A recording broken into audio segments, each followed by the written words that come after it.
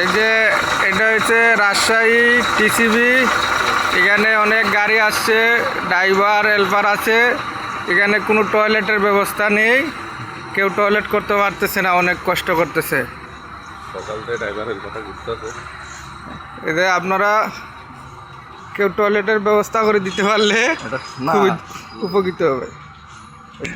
বিষয়টা সরকারের প্রতি দৃষ্টি আকর্ষণ করে বলছি যে আমাদের এই অসুবিধার জন্য আমরা খুবই আন্তরিকভাবে দুঃখিত।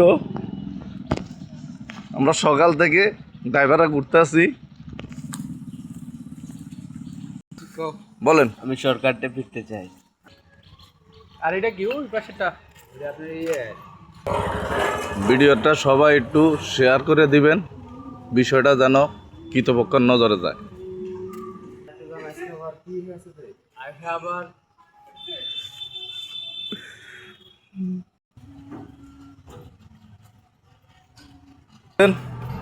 কি বুঝতে আছেন?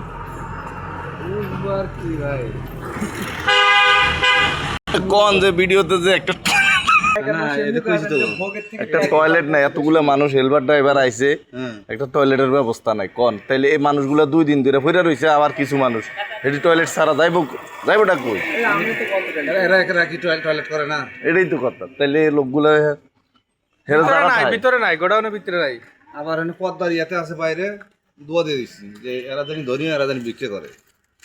হ্যাঁ, দেখছেন মসজিদে চললাম না রে, ওই মসজিদে ওই যে পথে যে গেটটা আছে না, হ্যাঁ ওই গেটে